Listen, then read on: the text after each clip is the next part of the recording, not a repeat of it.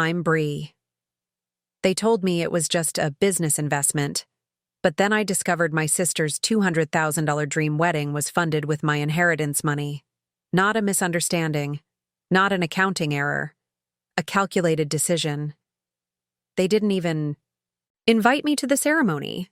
They said I wouldn't fit the aesthetic. When I confronted Samantha, she called me the family charity case and left for her honeymoon in Bali.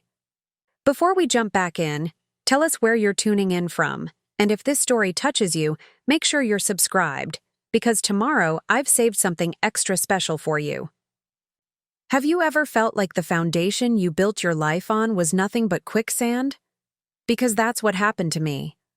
I was finishing a shift at the hospital when the email arrived. Just a routine notification from my financial advisor.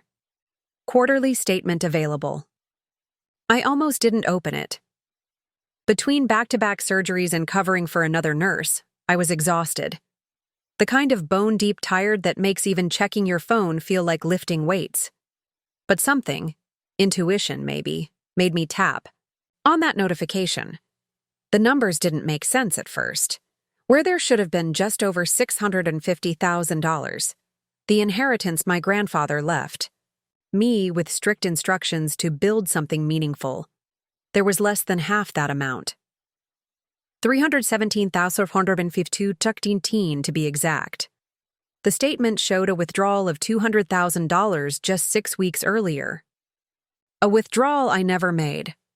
I called Rex, my financial advisor, immediately. His receptionist put me through right away, which should have been my first clue something was wrong. Rex never took calls after 4 p.m. "Bree," he said, his voice cautious. "I was going to call you tomorrow. I've been trying to get to the bottom of this." "Bottom of what, Rex?" "There's $200,000 missing from my account." There was a pause, the kind that stretches into uncomfortable territory. "The transfer was authorized, Bree. The paperwork has your signature on it." My signature? I hadn't signed anything. I hadn't authorized any transfers. I was standing in the hospital parking lot, still in my scrubs, watching my world tilt sideways. "Send me the paperwork. Now." My voice sounded strange even to my own ears. Too calm, too controlled for the hurricane building inside me. The email arrived before I reached my car. There it was. A transfer authorization form with my signature at the bottom. Except it wasn't my signature. It was close, convincing even, but the B in Bree had that extra loop my real signature never includes. Someone had forged my signature, and I had a sickening feeling I knew exactly who. I drove straight to my parents' house. It was a Wednesday evening, which meant family dinner. A tradition I rarely missed, despite my chaotic schedule at the hospital. When I pulled into the driveway, I noticed Samantha's new Range Rover parked in my usual spot. The one I'd been using for Wednesday dinners for the past 5 years. Through the dining room window, I could see them all. Mom, Dad, my sister Samantha, and her fiancé George, laughing around the table. The scene looked like a Norman Rockwell painting. Perfect. Staged. A complete lie. I took a deep breath and walked in without knocking. The laughter stopped immediately. "Bree!" Mom's voice was too bright, too forced. "We weren't expecting you. Tonight. I thought you were on shift." I switched with Nina. I didn't sit down. "I need to talk about the $200,000 that disappeared from my inheritance account." The silence that followed was deafening. Dad suddenly became very interested in his mashed potatoes. George cleared his throat and studied the ceiling. But Samantha, my sister, just sipped her wine and raised an eyebrow. "Maybe we should discuss this privately," Mom suggested, already standing. "Why?" I asked, still not moving from the doorway. "Is there something the happy couple doesn't want to hear?" George had the decency to look uncomfortable. Samantha did not. "Fine," Dad said, putting down his fork. "There's been a temporary reallocation of funds. It's all perfectly legal." Reallocation? The word tasted bitter. "That's what you're calling theft now?" It's not theft, Samantha finally spoke, rolling her eyes like we were arguing about borrowing a sweater. It's a family decision. The money is being put to better use than sitting in your account gathering dust. Better use? It's my inheritance. Grandpa left it to me. For something meaningful, Mom interjected softly. And what could be more meaningful than Samantha's wedding? It's a once-in-a-lifetime event. I looked at each of their faces, searching for some sign of remorse, some acknowledgement of the boundary they'd crossed. There was none. We've been planning this for months, Samantha continued, waving her hand dismissively. The venue at the Carlton is non-refundable. The deposits are paid. The invitations went out last week. Invitations? Something cold settled in my stomach. I didn't get an invitation. Another silence, heavier than the first. We had to be selective with the guest list, George finally offered, not meeting my eyes. The Carlton has strict capacity limits. Selective. I repeated the word, letting it hang in the air. So selective that the person whose money is paying for the entire event didn't make the cut. It's not just about numbers, Samantha said, putting down her wine glass with deliberate care.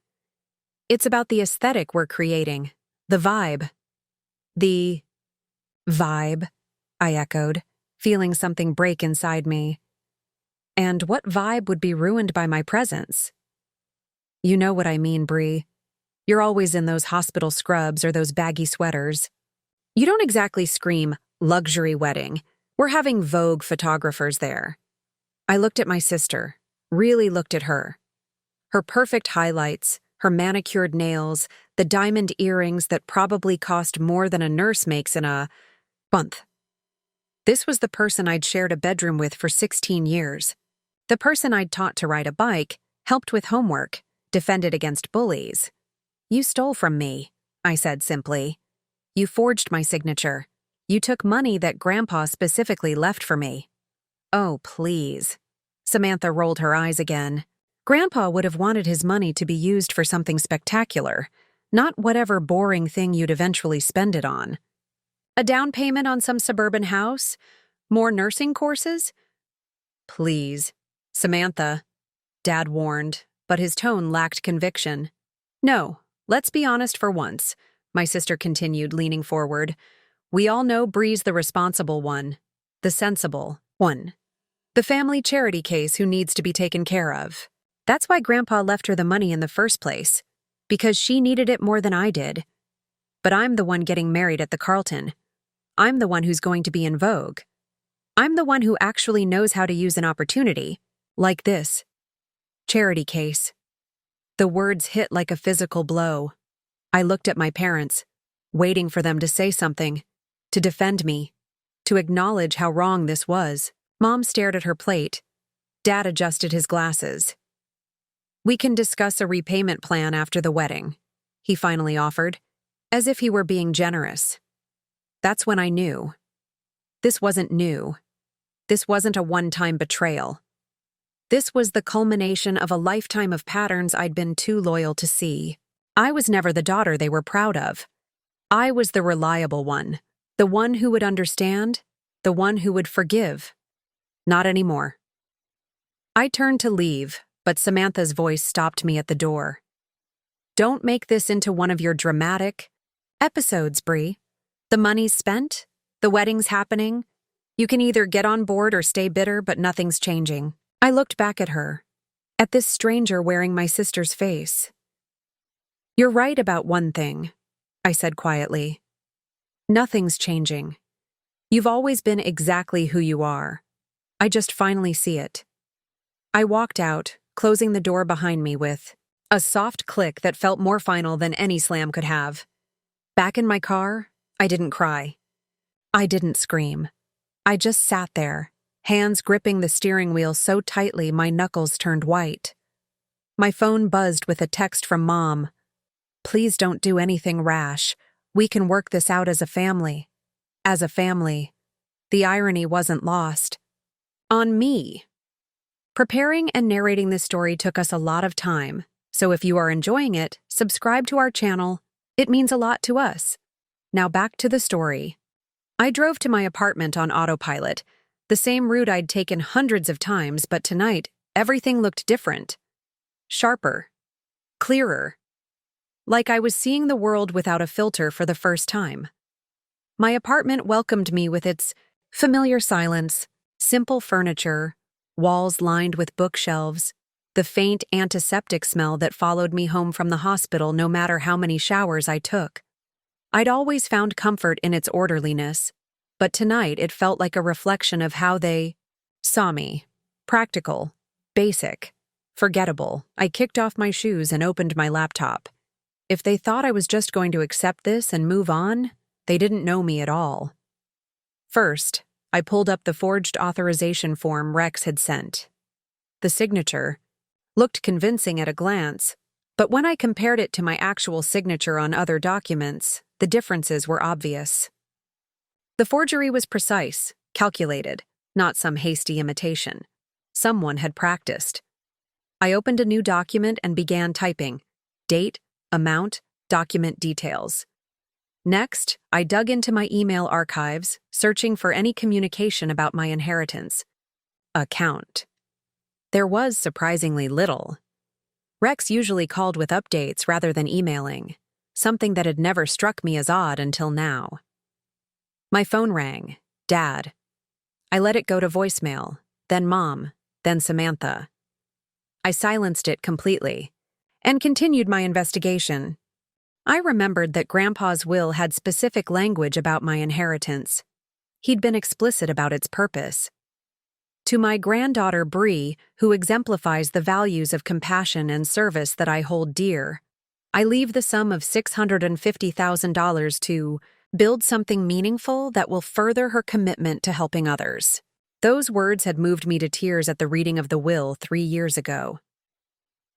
Samantha had received a different bequest, Grandma's jewelry collection and a smaller cash amount. She'd been visibly displeased, making comments about how some people were always favored. I found my copy of the will in my filing cabinet and reread the relevant sections. There it was in black and white. The money was explicitly left to me, with no provisions for family redistribution or reallocation. My phone screen lit up with another text, this time from an unexpected source. Juliet, Samantha's maid of honor, and oldest friend. Heard what happened. Not everyone agrees with Sam. Call me if you want to talk. That was interesting. I hesitated, then texted back. What exactly did you hear? 3 dots appeared immediately. That they took your inheritance. For the wedding. That you weren't invited. That it's gotten out of hand. Out of hand was an understatement.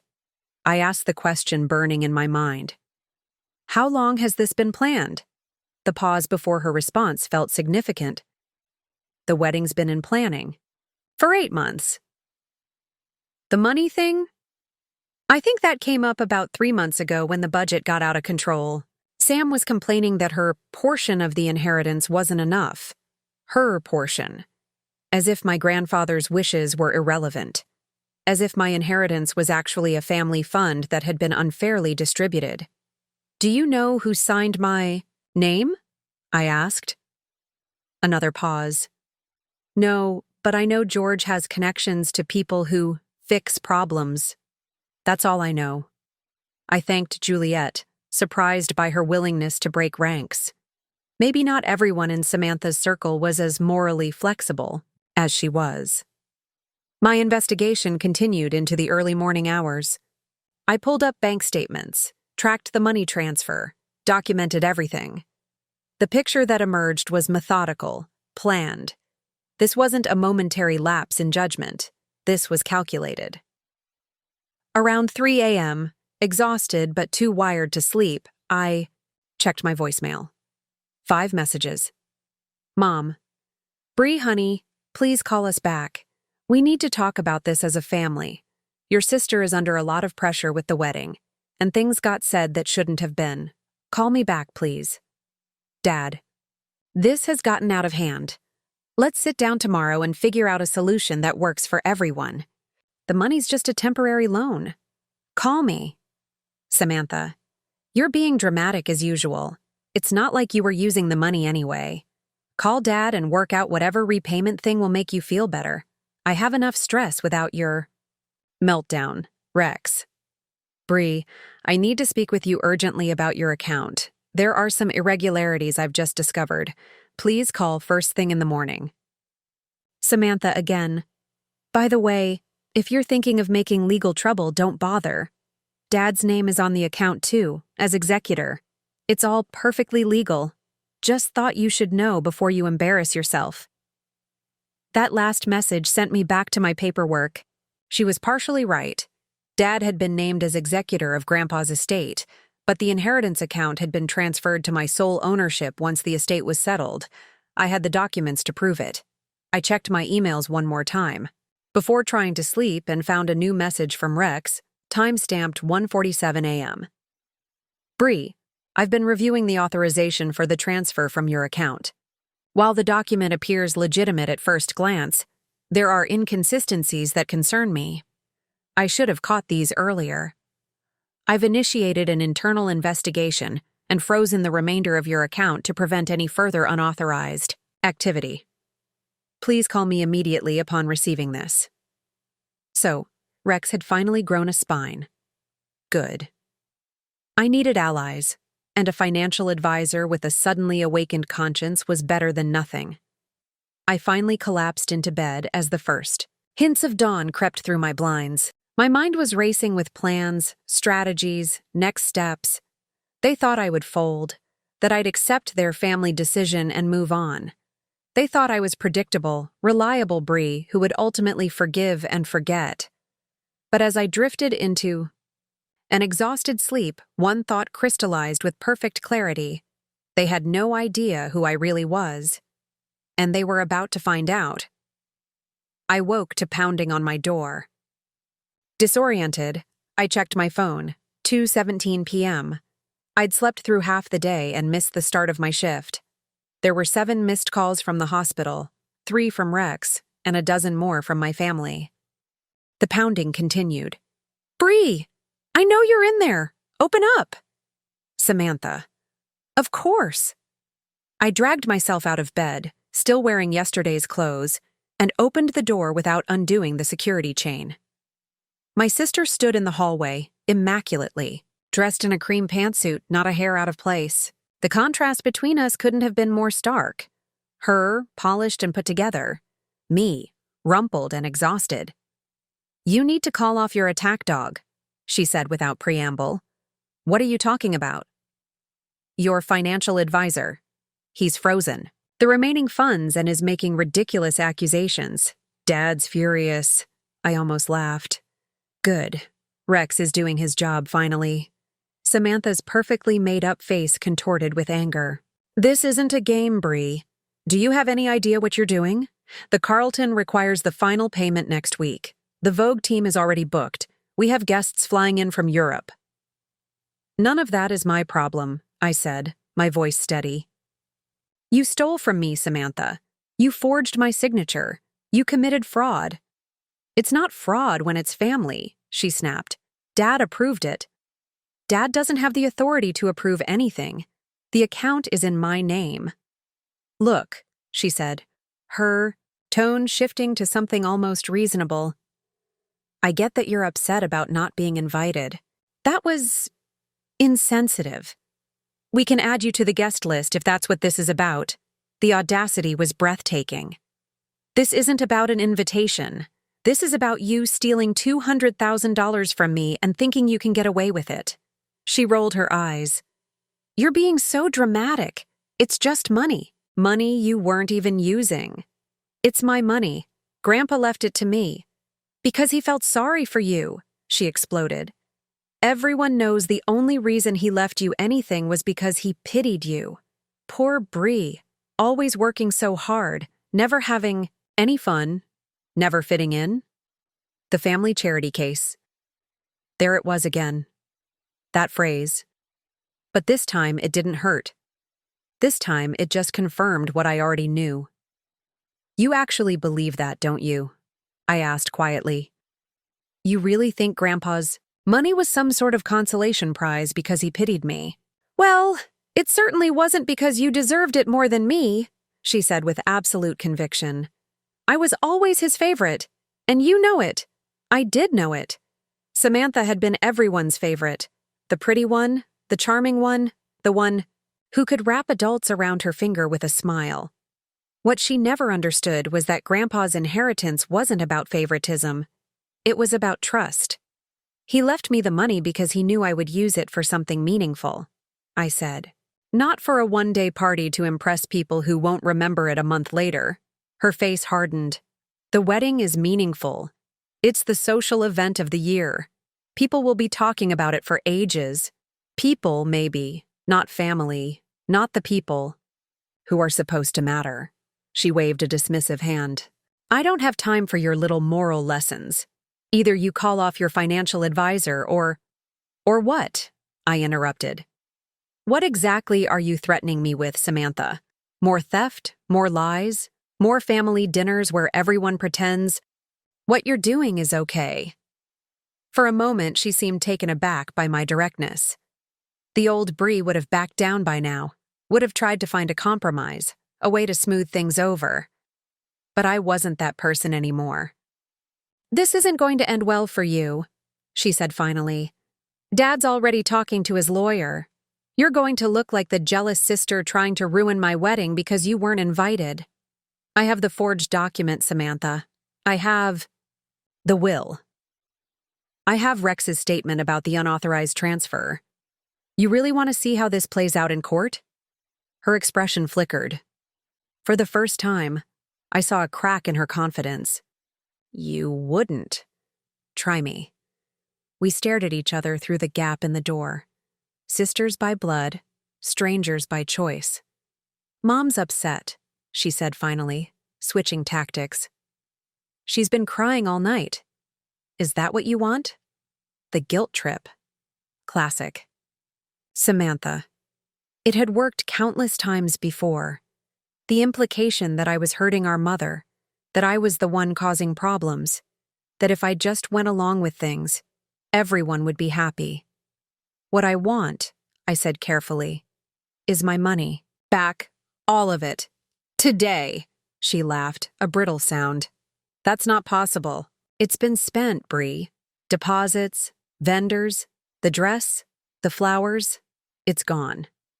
"Then I guess I'll see you in court." I started to close the door, but she stuck her foot in the gap. "Wait. Just wait. Maybe we can work something out." I paused, suspicious. Samantha never compromised unless she had an angle. "Dad set aside some property in the Berkshires for my wedding gift," she said grudgingly. "It's worth about $180,000. Maybe he could sign that over to you instead." "The mountain cabin?" I asked, surprised. The family vacation property had been in our family for generations. Dad had always said it would stay in the family. "It needs work," she said dismissively. "And it's so remote. George and I would never use it. We're more Hamptons people." Of course they were. I considered the offer. The cabin had been Grandpa's favorite place. He'd taught me to fish there, to identify wildflowers, to appreciate the quiet of the forest. The idea of it belonging to Samantha and George, who would probably gut it and turn it into some rustic chic showcase, had always bothered me. "I'll think about it," I said finally. "But I need to see a legitimate offer in writing, and I'm not calling off Rex. The investigation continues." She withdrew her foot, her expression hardening again. "You have until tomorrow. After that, we do this Dad's way." As if on cue, my phone rang. Dad's name flashed on the screen. "You should get that," Samantha said with a smirk. "He's been trying to reach you all morning." I let the call go to voicemail, maintaining eye contact with my sister the whole time. "Goodbye, Samantha." I closed the door firmly and leaned against it, heart pounding. Something had shifted inside me. The fear was gone, replaced by a cold, clear certainty. I wouldn't be manipulated again. I wouldn't be the understanding one, the forgiving one, the one who sacrificed for family peace. It was time to fight back. After Samantha left, I finally listened to Dad's voicemail. His voice had that familiar, authoritative tone, the one he used when explaining how things would be. Bree, this has gone far enough. You're upsetting your mother, creating unnecessary drama, and threatening your sister's wedding. I understand you're hurt about not being invited, but this reaction is disproportionate. The cabin offer is generous considering the circumstances. Call me back immediately so we can finalize this arrangement before more damage is done. Generous. As if offering me property that was already in the family to replace money that was legally mine was some grand gesture of goodwill. I didn't call him back. Instead, I called Rex. Bree, thank God, he answered immediately. I've been trying to reach you. I know. I'm sorry. It's been a complicated day. Your father came to my office this morning, he said, his voice tight. He was insistent that I unfreeze the accounts and drop the investigation. And I reminded him that I have a fiduciary duty to my client, you, not him.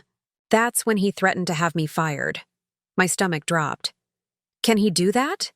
He's golfing buddies with 3 members of the board. So yes, probably. Rex sighed. But that's not why I'm calling. I've completed my preliminary investigation. And Bree, there's more. More what? More transfers. Smaller amounts, spread over the past 2 years. Usually under $10,000, probably to avoid triggering automatic notifications. I sat down hard on my couch. How much? Another $125,000 approximately. The room seemed to tilt around me. That brought the total to $325,000, half of my inheritance. Gone without my knowledge. How did I not notice? I whispered.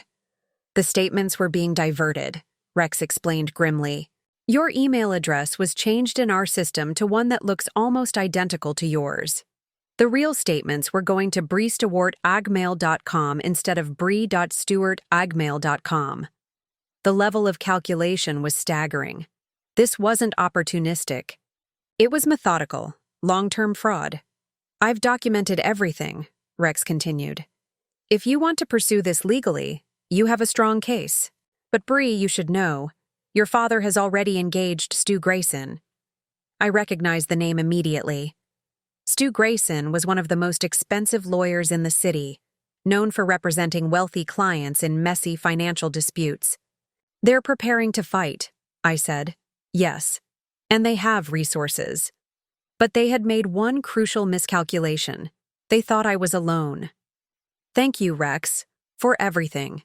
Whatever happens with your job, I won't forget that you did the right thing. I'll send you all the documentation, he promised. And Bree, don't let them bully you into accepting less than you deserve. After hanging up, I called the hospital and explained that I had a family emergency. My supervisor, Edith, who had known me for years, didn't hesitate. Take the week, Bree. Your patients are covered. Handle what you need to handle. With that practical concern addressed, I made one more call to Juliet. I didn't expect to hear from you again so soon, she said when she answered. I need to understand something, I said. How long have you known about the money? She paused. I found out about a month ago. Samantha was drunk at her bachelorette weekend and bragging about how they'd been redirecting your inheritance for years. She thought it was hilarious that you never noticed. The casual cruelty of it made my chest tight. Years. Not just for the wedding. No, Juliet confirmed. The wedding was just the biggest single expense. There was also the down payment on her condo, the Range Rover, a couple of luxury vacations. Why are you telling me this? You're her best friend. Another pause. I used to think I knew who Samantha was. But the person she's become, I don't recognize her anymore. And what they're doing to you isn't right? They've offered me the family cabin as compensation, I said. It's worth less than what they took, but it's something. Don't take it, Juliet said immediately. That's a trap. What do you mean? The cabin isn't free and clear. George told me they refinanced it to pay for the honeymoon and some of the wedding extras. There's a $150,000 loan against it. My head was spinning. They weren't just offering me less than they'd taken. They were trying to offload a debt-burdened property to me. There's one more thing you should know, Juliet added hesitantly. The wedding? It's not even at the Carlton anymore. They canceled that venue last month when they found something more exclusive in the Hamptons. The Carlton deposit was refunded. Weeks ago. Every new revelation felt like another betrayal. They weren't just stealing from me. They were lying about where the money was going. Why are you helping me? I finally asked. You're risking your friendship with Samantha. What friendship? Juliet's voice was bitter. I'm just another prop to her now, another accessory for her perfect wedding photos. Besides, my grandfather and yours were friends. He wouldn't have wanted this. After we hung up, I sat in the growing darkness of my apartment, turning over everything I'd learned. The scope of the betrayal was breathtaking. This wasn't a one-time, bad decision. It was years of calculated deception. My phone buzzed with a text from Mom. Please call us, Bree. The cabin offer expires tomorrow. We need to move forward as a family. As a family. The phrase that had always pulled me back, made me forgive, made me understand. Not this time. I opened my laptop and typed an email to Rex, copying the family lawyer who had handled Grandpa's will. I'm formally rejecting any offer of the Berkshire cabin property as compensation for the unauthorized transfers from my inheritance account. I am requesting full financial restitution of all funds taken without my authorization, currently totaling approximately $325,000 based on preliminary accounting. I am prepared to pursue all legal avenues necessary to recover these funds. I didn't hesitate before hitting send. Then I forwarded the email to my parents and Samantha with a simple addition. This is not negotiable. You have 48 hours to respond before I file a police report for fraud and forgery. For the first time in days, I felt a sense of calm. The path ahead would be difficult, possibly ugly, certainly painful. But it was clear, and it was mine. My phone immediately lit up with calls from both parents. I silenced it and went to take a long overdue shower. When I emerged, there were 3 voicemails and multiple texts, all with the same desperate tone. You don't understand what you're doing. You're going to regret this. We need to talk. But I did understand. Perhaps for the first time in my life, I understood perfectly, and I was done talking. The next morning, I woke to an email from Stu Grayson, my father's high-powered attorney. The subject line read, Stewart Family Matter, Confidential Settlement Offer. I opened it, braced for legal threats and intimidation. Instead, I found something unexpected. Ms. Stewart, my client, George Wilson, has authorized me to communicate. The following offer regarding the financial dispute between yourself and the Stewart family. Full restitution of $325,000 to be transferred to your account within 72 hours. A legally binding non-disclosure agreement regarding all aspects of this matter. Withdrawal of all claims and grievances, Mr. Wilson wishes to resolve this matter expeditiously before his wedding to Samantha Stewart. Please respond with your acceptance or contact me directly to discuss terms. Regards, Stuart Grayson, Esquire. I read it twice, trying to make sense of what I was seeing. George, not my father, not Samantha, was offering to pay me back, and he wanted my silence in return. Before I could process this development, my phone rang. Private number. Hello? Bree? It's George. Can we talk? I hesitated, then agreed. I'm listening. Not on the phone, he said quickly. In person. Somewhere. Public. Are you free for coffee in an hour? The Bluebird Cafe on Maple? I agreed, curiosity overriding caution. The Bluebird was busy when I arrived, morning commuters queuing for their caffeine fix. George sat in a corner booth, 2 coffee cups already on the table. He looked exhausted, the polished veneer I was used to seeing noticeably absent. "Thank you for coming," he said as I slid into the seat across from him. "Your offer was unexpected," I replied, not touching the coffee he'd ordered for me. He ran a hand through his hair, a nervous gesture I'd never seen from him before. "I want to be clear. Your family doesn't know I'm doing this. They think we're still fighting you." "Why would you go behind their backs? Behind Samantha's back?" George looked down at his coffee. "Because I can't start my marriage with this hanging over us. Because what they did was wrong. And because I have more to lose than anyone if this becomes public." "Meaning?" "I'm being considered for partner at my firm. Financial impropriety of any kind would end that immediately. Even being associated with it tangentially could damage my reputation." Self-interest. That made more sense than sudden moral awakening. "So you're buying my silence to protect your career?" He winced but didn't deny it. "I'm making things right, financially. The motivation shouldn't matter." "And Samantha? She's okay with this?" His expression tightened. "Samantha doesn't know. She can't know. You want me to take your money and pretend nothing happened. Let her think she won." "I want this resolved," he said firmly. "The money will be transferred from my personal accounts, not the wedding fund, not her accounts. As far as she'll know, you back down under legal pressure." I leaned back, studying him. "You're starting your marriage with a lie. I'm protecting my future wife from consequences she's not prepared to face," he countered. He hesitated. "Samantha is complicated. She doesn't always understand boundaries. But I love her, and I don't want to see her family implode over this." "Her family already imploded. The moment they decided stealing from me was acceptable." George nodded slowly. "I know, and I should have intervened sooner. I suspected something wasn't right with the wedding financing, but I didn't ask the questions I should have." I considered his offer. The money would be returned, all of it. No protracted legal battle, no more family confrontations. I could walk away clean. But something felt unfinished. "I have conditions," I said finally. "Name them." "First, I want a formal letter from my father acknowledging what happened and apologizing.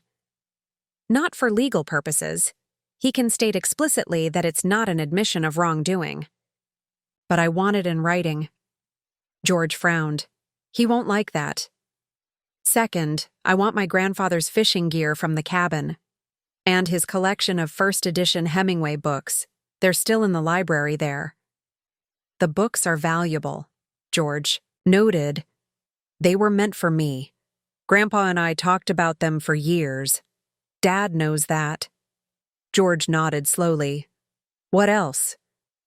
"I want to be removed from all family financial matters going forward.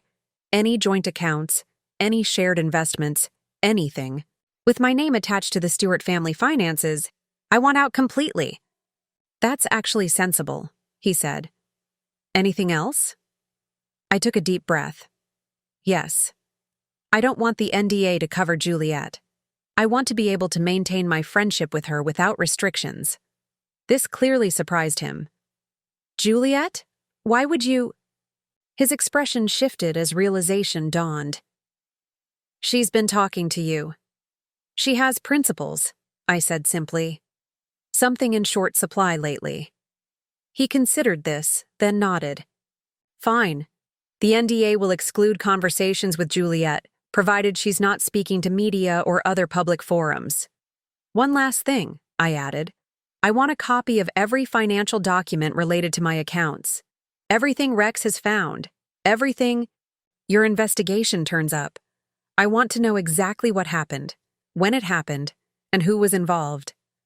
George studied me for a long moment. "You're not what I expected, Bree."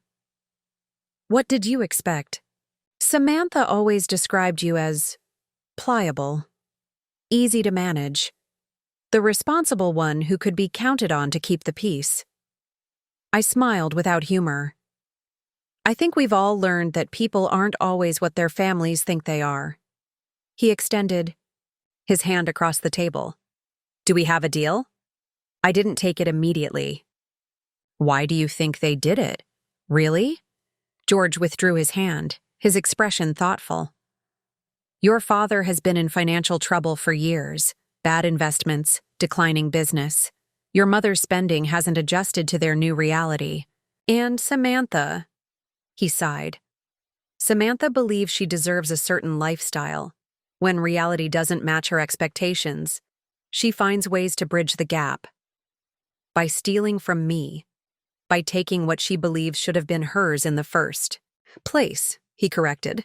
In her mind, your grandfather's decision to leave you the bulk of his estate was a mistake that needed correcting.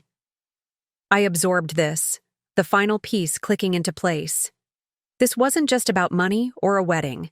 It was about resentment that had festered for years, about entitlement, about a fundamental belief that I didn't deserve what I had. We have a deal, I said finally. But George, if any part of this agreement isn't fulfilled, exactly as promised, I'll go public with everything, and I'll make sure your firm knows exactly what kind of partner they're considering. He nodded, understanding the threat perfectly.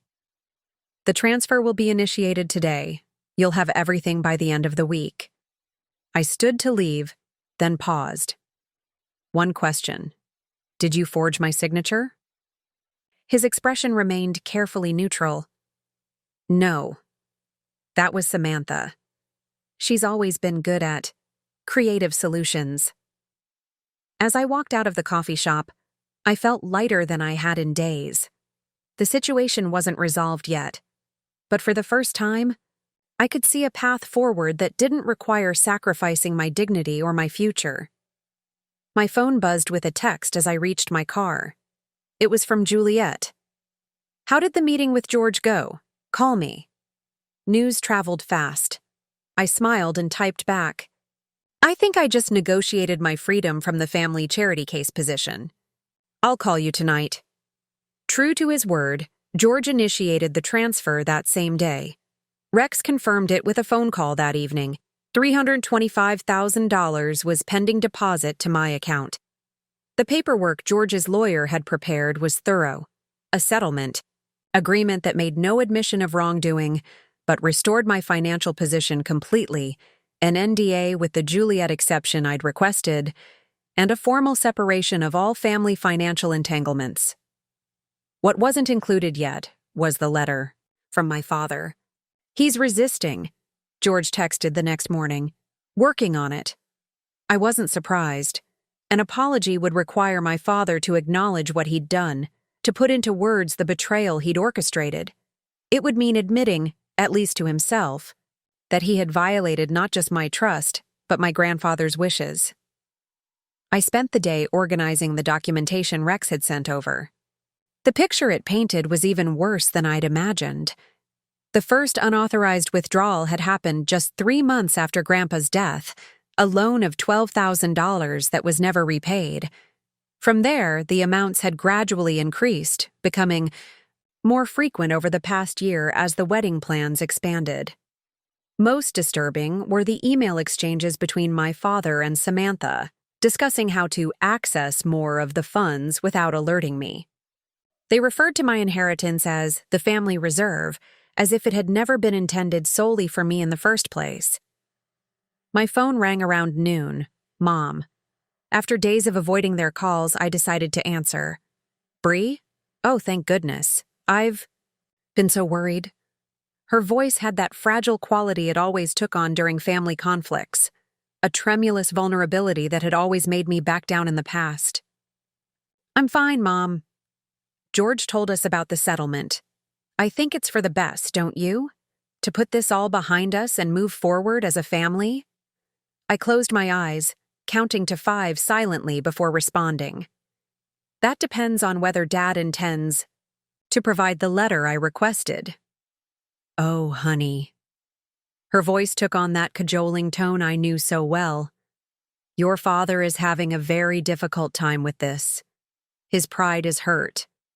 Couldn't you just accept the financial settlement and let the rest go? For me? For me. How many times had she used those two words to make me compromise, to silence my objections, to smooth over conflicts that deserved to be addressed? No, Mom. The letter is non-negotiable. Bree, please be reasonable. The wedding is in 2 weeks. Samantha is stressed enough without this hanging over everything. Samantha stole from me for years, I said quietly. She forged my signature. She called me the family charity case. And you want me to worry about her stress? You know how she gets, Mom said, as if that explained everything.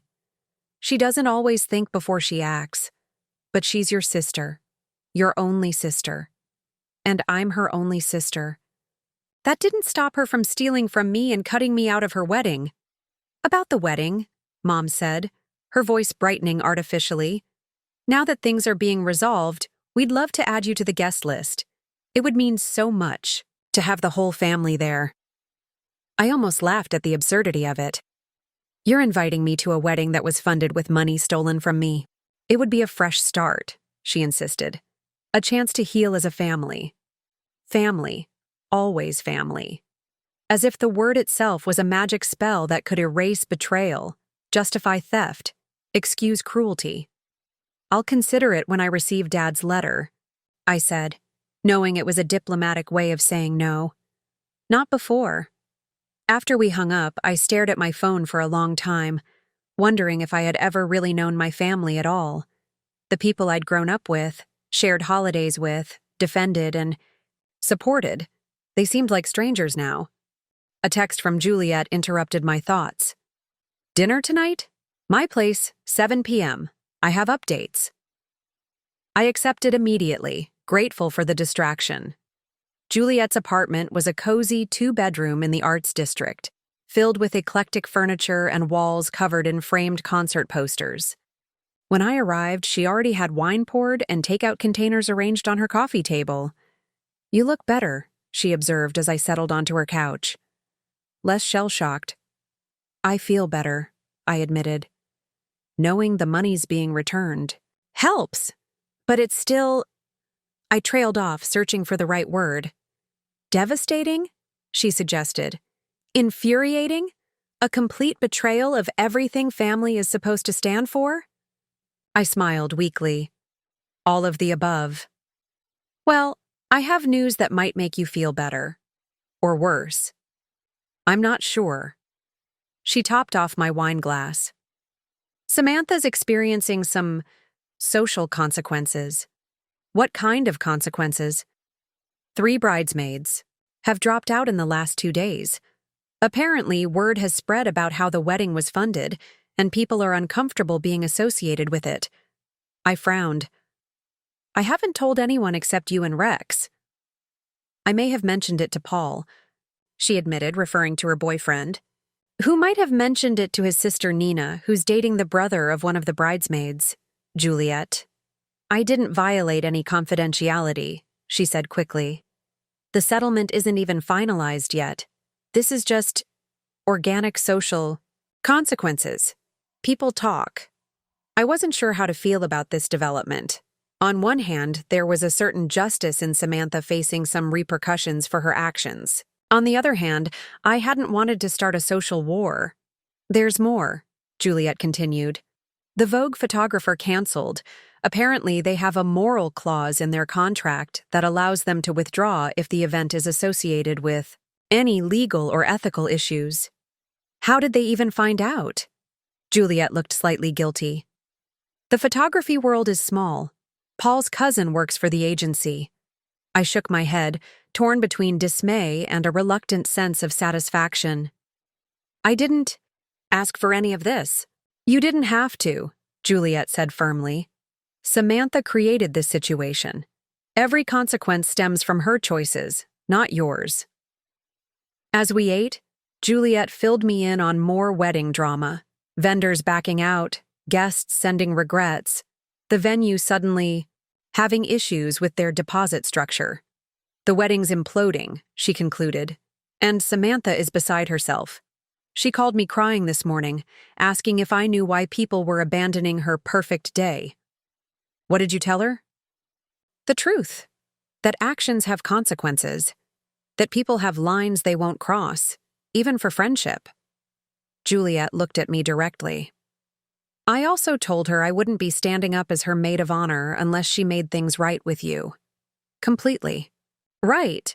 I stared at her, surprised. You didn't have to do that. Actually, I did. For my own self-respect, if nothing else. She refilled our wine glasses. So, will you go to the wedding if they invite you properly?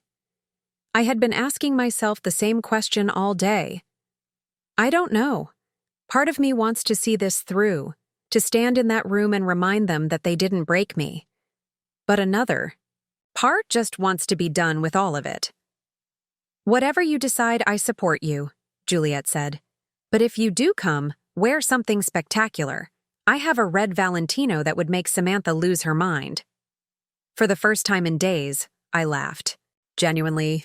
As the evening continued, I realized something surprising. In losing my family's loyalty, I had discovered what true friendship looked like. And maybe that was the more valuable treasure after all. 3 days before the wedding, with the money safely restored to my account and all legal documents signed, I still hadn't received my father's letter. I had begun to accept that it might never come, that his pride was more important to him than completing our agreement or acknowledging what he'd done. I was starting a night shift at the hospital when my phone buzzed with a text from George. Check your email. It's done. In the quiet of the break room, I opened my email and found a message from my father. The subject line was simply, letter. There was no text in the body, just an attachment. I hesitated before opening it, bracing myself for disappointment. A perfunctory note, a half-hearted acknowledgement, or worse, more justifications disguised as an apology. What I found instead left me speechless. Dear Bree, this is the hardest letter I've ever had to write. Not because the words are difficult to find, but because they require me to face truths about myself I've spent years avoiding. What I did, was wrong. Not just legally, or ethically wrong, but a profound betrayal of you as my daughter, and of your grandfather's trust in me to honor his wishes. The money was yours. It was never mine to reallocate or borrow. There is no family justification that makes what happened acceptable.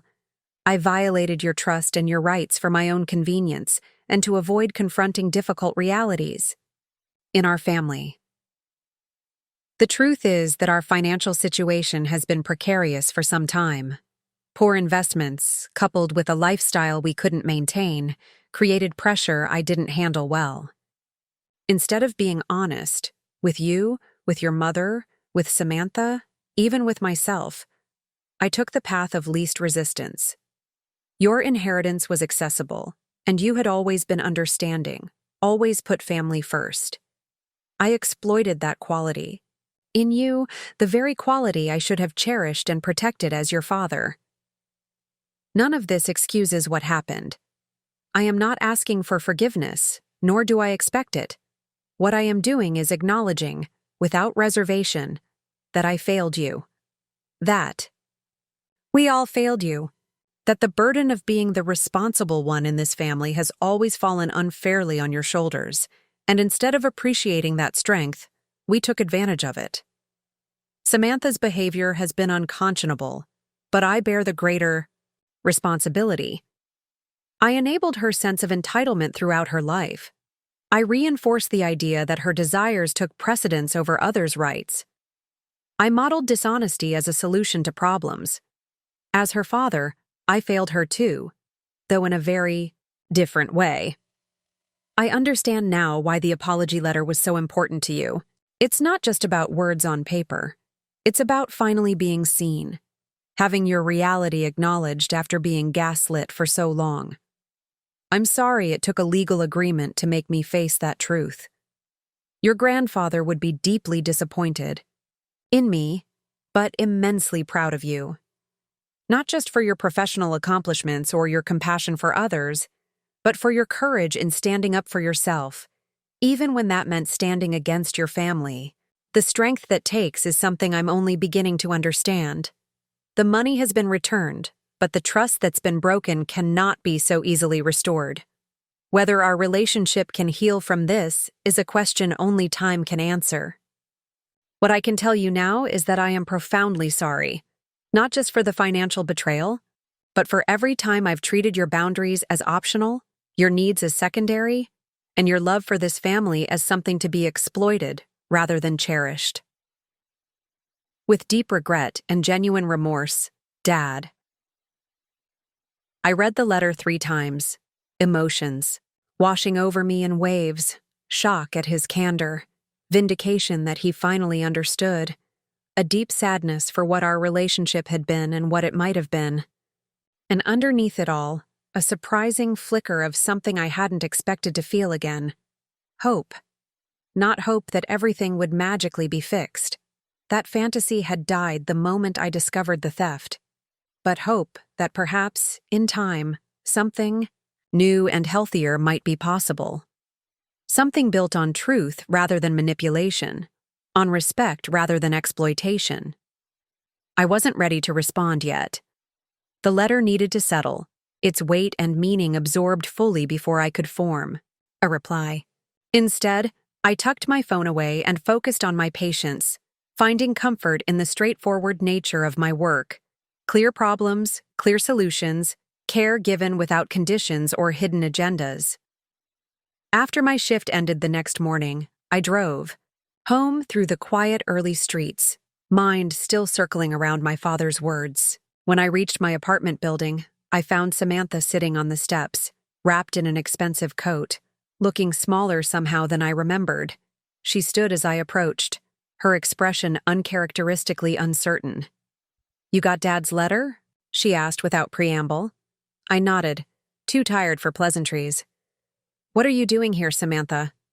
"I need to talk to you." She glanced at the building entrance. "Can we go inside?" I considered refusing, telling her I was exhausted after a 12-hour shift, that whatever she had to say could wait. But curiosity won out. My apartment felt strange with Samantha in it. She had visited only a handful of times over the years.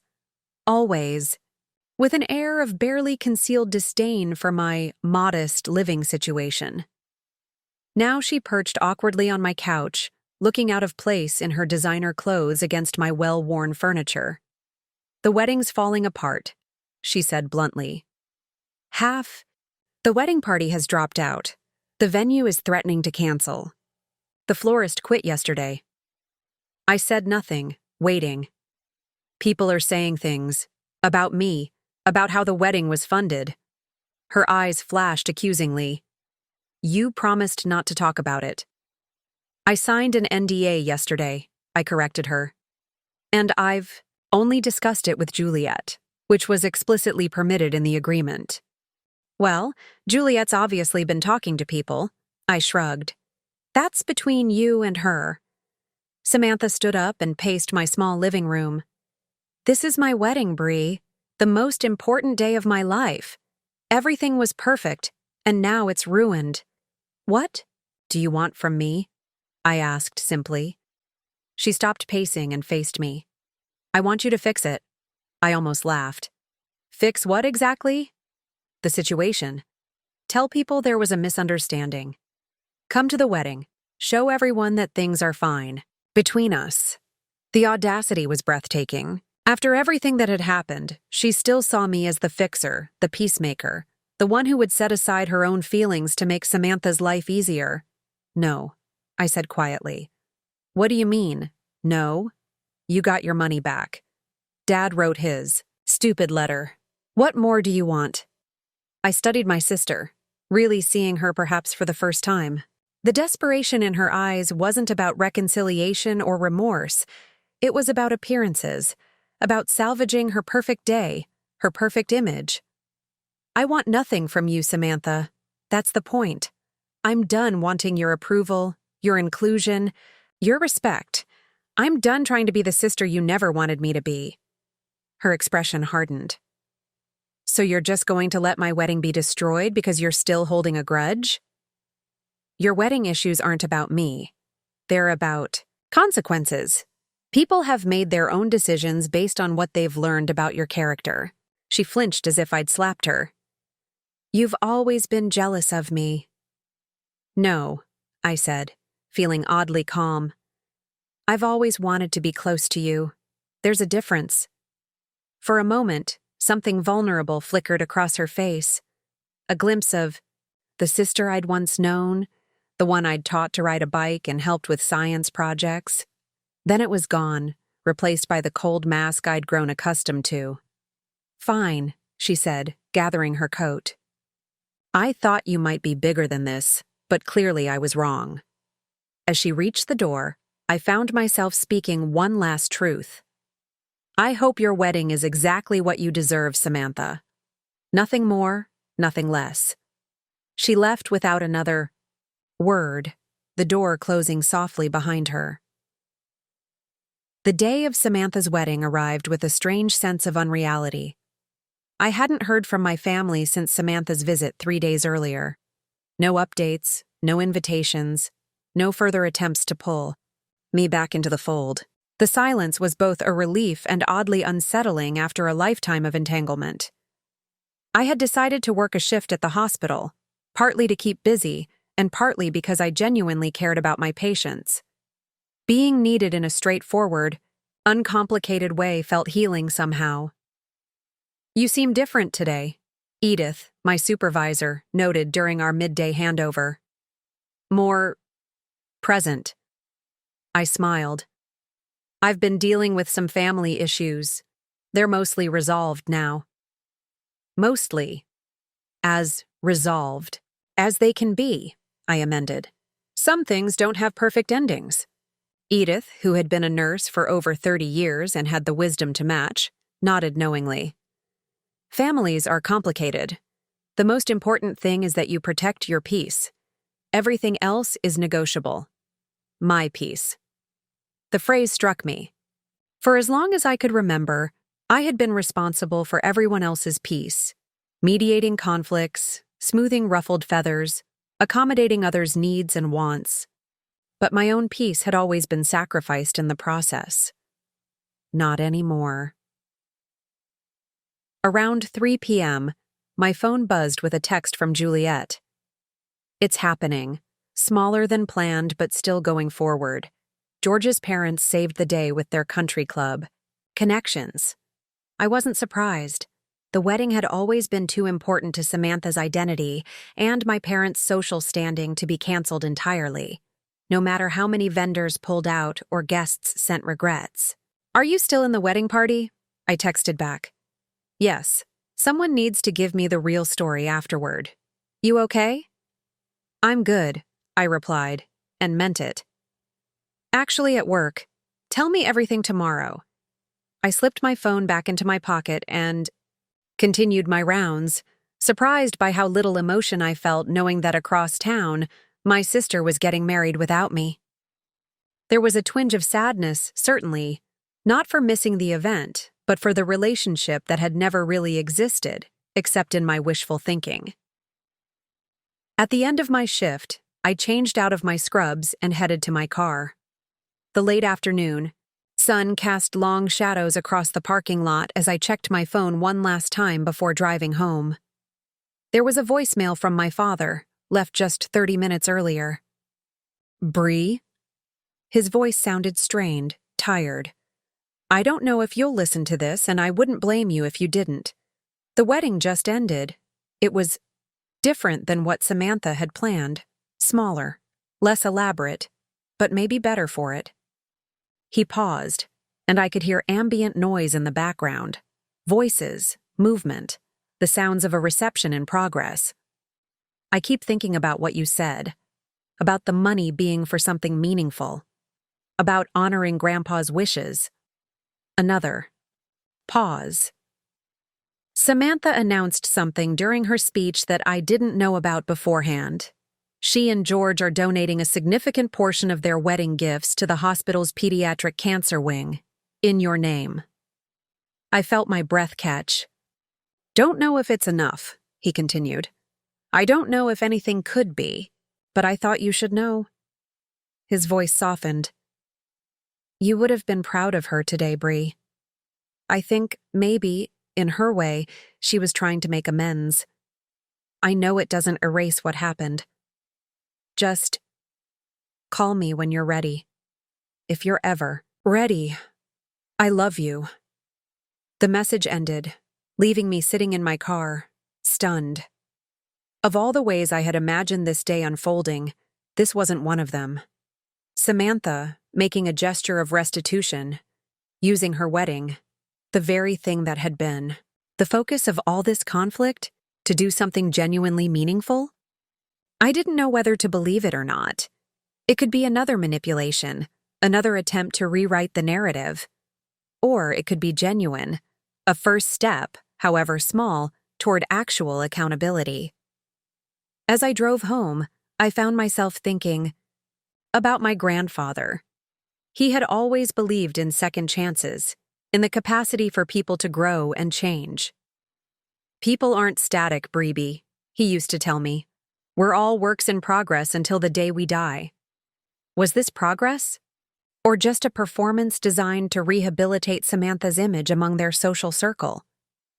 I was still turning these questions over in my mind when I arrived home to find a large envelope leaning against my door.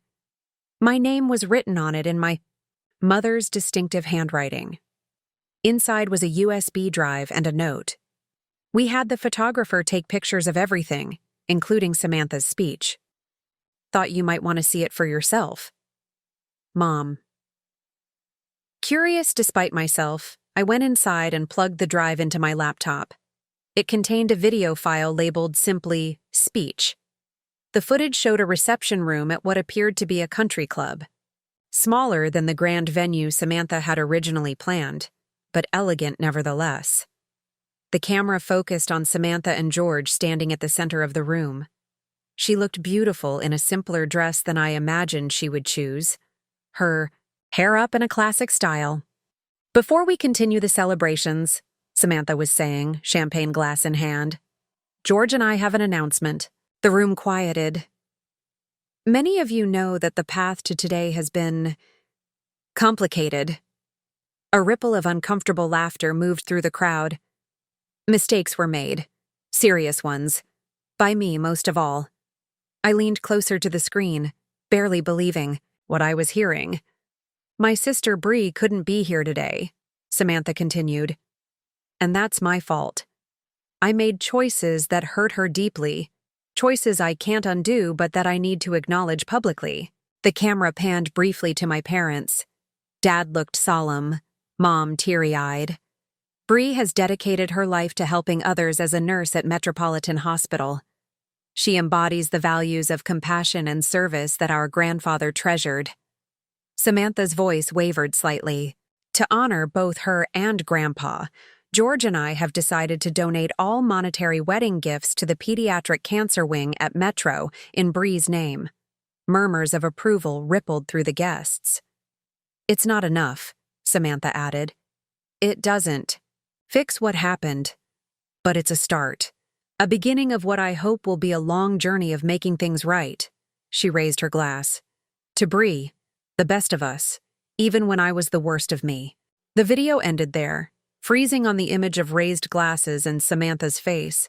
A face I'd known all my life but somehow looked different now, stripped of its usual confidence, showing something that looked almost like genuine remorse.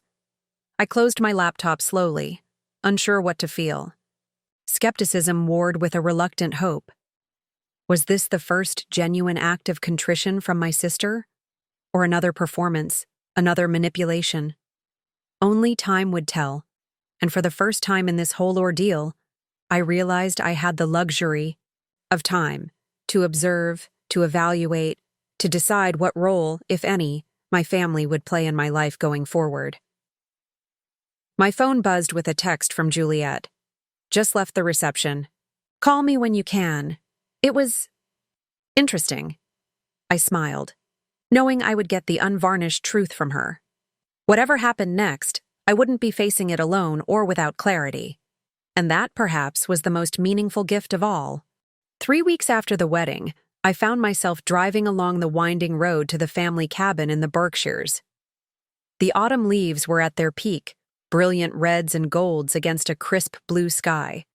I hadn't planned to come here, but after my conversation with Juliet the day after the wedding, something had shifted inside me. It was genuine, she had insisted over coffee. I've known Samantha our whole lives, and I've never seen her like that. Vulnerable, accountable. No one forced her to make that speech. George looked as surprised as everyone else. People don't change overnight, I'd countered skeptically. No, they don't, Juliet had agreed. But sometimes they have moments of clarity that begin change. Whether she follows through is another question entirely. That conversation had stayed with me, circling in my thoughts as I returned to work, as I started therapy, as I began to reimagine my life without the burden of being my family's emotional caretaker. I had spoken to my father twice since the wedding, brief, careful conversations that acknowledged the harm done without attempting to sweep it aside. He had surprised me with his willingness to sit in the discomfort of accountability, without trying to rush toward forgiveness. My mother was finding it harder. Her texts still carried hints of, "Can't we just move forward?" and "Family is everything." But even she seemed to be slowly accepting that our relationship would never return to what it had been, and perhaps that wasn't entirely a bad thing. Samantha and George had left for a honeymoon in Japan immediately after the wedding. According to my father, they had indeed donated all monetary wedding gifts, over $35,000, to the hospital's pediatric wing. A beginning, not an ending. I hadn't spoken to my sister directly. That bridge, if it was ever to be rebuilt, would require more time and much more evidence of genuine change. The cabin came into view as I rounded the final bend, a solid structure of stone and timber that had weathered decades of New England seasons. According to Dad, George had signed the property over to me completely, with all liens cleared. The deed had arrived by certified mail a week after the wedding. I parked and sat for a moment, absorbing the familiar sight. This place held so many memories, summer vacations, winter holidays, weekends spent hiking with Grandpa while he shared his endless knowledge of local flora and fauna. The key was where it had always been, hidden in a fake rock by the front steps. Inside, the cabin smelled of pine and wood smoke, exactly as I remembered. Dust covers draped the furniture, but otherwise, it looked untouched since my last visit 3 years earlier. I moved through the rooms slowly, reacquainting myself with the space. In the library, my grandfather's collection of Hemingway first editions still lined the shelves, preserved behind glass doors. His fishing gear hung on hooks in the mudroom, waiting for waters that would never feel his cast again. This place had been his sanctuary, his true home despite the grander house he maintained in the city. He had understood something that the rest of the family never quite grasped, that real wealth wasn't about appearances or status, but about creating spaces for genuine connection and meaningful experiences. I settled into his old leather chair by the stone fireplace and opened the letter I had been carrying with me for days, unable to decide whether to send it. It was addressed to Samantha. Dear Samantha, I received the video of your speech at the wedding. While one gesture doesn't erase years of patterns, I recognize the courage it took to acknowledge your actions publicly. The donation to the pediatric wing was meaningful, not just to me, but to children who will benefit from it. I'm writing not to offer instant forgiveness or to pretend everything is resolved, but to acknowledge that I heard you. I saw your attempt to begin making amends. These are first steps on what would necessarily be a long road. For most of our lives, I've carried the emotional burden in our relationship.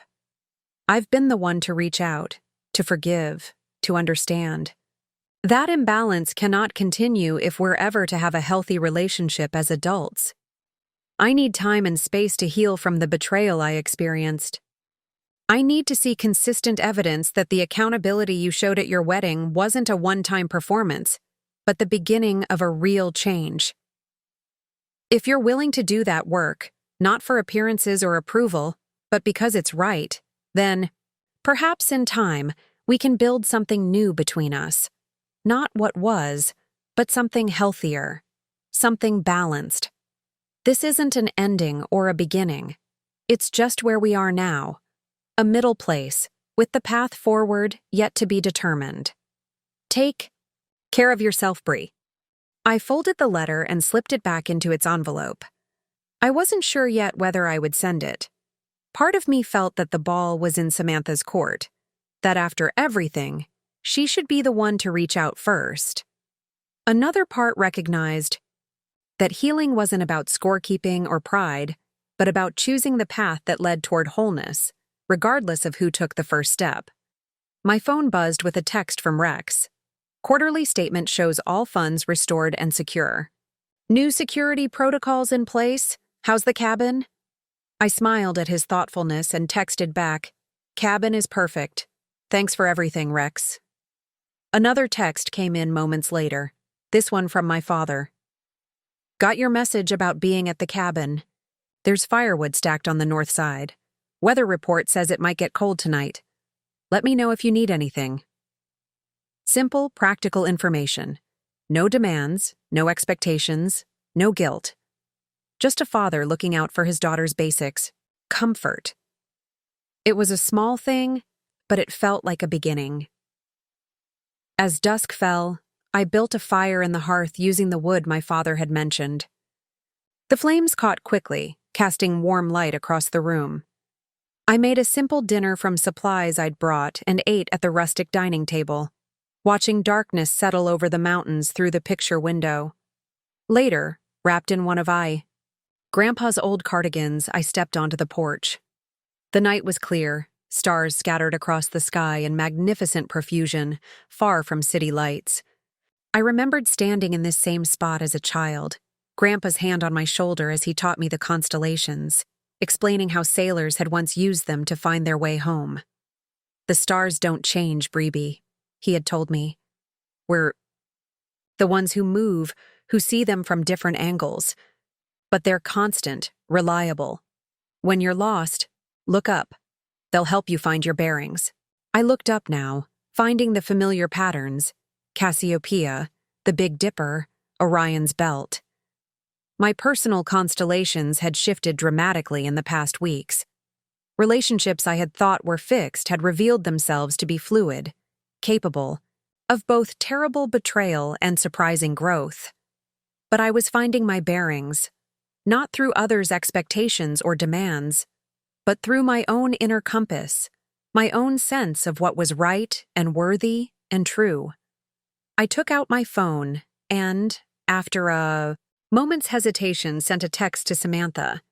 "I'm at the cabin. Your speech at the wedding was unexpected. When you're back from Japan, we should talk. Not to fix everything, but to start somewhere new." Then I put the phone away, not waiting for a response. Whatever came next, reconciliation, separation, or something in between, I would face it on my own terms, with clear eyes and an open heart. No longer the family charity case, but a woman standing firmly in her own worth. Grandpa would have been proud. Spring arrived in the Berkshires with a gentle persistence, melting the last patches of snow and coaxing green shoots from the earth. I stood on the cabin's newly restored deck, coffee in hand, watching the sunrise paint the mountains gold. The past 6 months had transformed not just the cabin but my entire life. After that first weekend in the cabin, I'd returned to the city. With a clarity I hadn't felt in years, I submitted my resignation at Metropolitan Hospital and accepted a position at the Regional Medical Center just 30 minutes from the cabin. The role came with more responsibility, better hours, and the chance to help build a new community health program. The cabin itself had evolved from a weekend retreat to my permanent home. With my inheritance funds secure, I'd undertaken thoughtful renovations, updating the heating system, expanding the kitchen, adding a small sunroom where I could watch the seasons change. But I'd been careful to preserve the soul of the place, the elements that had made it special to my grandfather. My phone chimed with a calendar reminder: lunch with Dad, 1 p.m. Our monthly meeting, always at the same small restaurant halfway between his home and mine. These lunches had become a ritual of cautious reconnection, a space where we were learning to relate to each other as adults with boundaries rather than roles to fulfill. My relationship with my mother was evolving more slowly. She still struggled with the new dynamics, still occasionally slipped into patterns of emotional manipulation. But she was trying, in her way. We spoke on the phone every couple of weeks, shorter conversations than before, but more honest ones. And Samantha? That was the most complicated story of all. Her response to my text from the cabin had come 3 days later. Back next week. Yes, let's talk. That first conversation had been awkward, stilted, filled with long pauses and careful words. But it had happened, and that itself was something new, a dialogue rather than a performance, both of us feeling our way toward authenticity. The donation to the pediatric wing had indeed been genuine. She had followed up with a visit to the hospital, touring the facilities without cameras or social media posts to document her generosity. According to the program director, she had asked thoughtful questions about the children's needs and the challenges the staff faced. Small steps, but meaningful ones. Our relationship remained distant, more acquaintances than sisters. But the hostility had faded, replaced by something that wasn't quite warmth, but wasn't animosity either. A neutral space with potential for growth. George had proven to be an unexpected ally in the healing process. He had called me a month after. They returned from Japan, asking if we could meet for coffee. I want you to know I'm encouraging Samantha to continue making amends, he had told me over steaming mugs at a quiet cafe. Not just to you, but to herself. We're in couples counseling, and she's seeing someone individually as well. That's surprising, I had admitted. He had smiled ruefully. The woman I fell in love with is still in there, beneath the entitlement and the need for approval. I'm betting on her finding her way back to herself. It's a work in progress. Work. In progress. My grandfather's phrase now echoed by others. Perhaps that was all any of us could hope to be. My phone buzzed again, this time with a text from Juliet. Still on for hiking tomorrow? Paul's friend Nick is joining us. He's an ER doctor at your hospital. Single. Loves dogs. Just saying. Smiled and texted back. Subtle matchmaking noted. Yes, still on. Juliet remained my closest friend. Our bond strengthened rather than damaged by all that had happened. She had been right about Samantha's wedding speech marking a potential turning point, though the path since then had been neither straight nor easy. As I prepared to leave for lunch with my father, I paused in the library, now my home office. Grandpa's collection of Hemingway first editions gleamed behind glass, preserved but not forgotten. Beside them stood newer volumes, medical journals, local history, gardening guides for the vegetable patch I'd started behind the cabin, on the E. Desk sat a small wooden box, hand-carved with a mountain scene. It had arrived 2 months ago with a note from Samantha. Found this in a shop in Kyoto. Reminded me of the cabin and Grandpa's stories about climbing in his youth. No strings attached. Just thought you might like it. The box now held the seeds. I was collecting for next year's garden. A practical use for a beautiful object. A small gesture transformed into something productive. My phone rang as I gathered my keys and bag. An unfamiliar number with a local area code. Hello? Is this Bree Stewart? A woman's voice, professional but warm. Yes, this is Bree. Ms. Stewart? I'm calling from Berkshire Community Foundation. We've received an anonymous donation to establish a nursing scholarship in your grandfather's name. The donor specified that you should be invited to sit on the selection committee if you're willing. I sat down slowly in the desk chair, surprised. Did the donor leave any message? Just that the scholarship should support students committed to rural healthcare and community service. They mentioned your grandfather believed in investing in people who would make a meaningful difference. After the call ended, I sat for a long moment, turning over possibilities in my mind. The donation could have come from my father, trying to honor both me and Grandpa. It might have been Samantha, continuing her efforts at making amends in a way that reflected actual thought about what would matter to me. It could even have been George, working behind the scenes to facilitate healing. The source almost didn't matter. What mattered was that someone had chosen to create something meaningful from the wreckage of what had happened, just as I had been doing with my own life.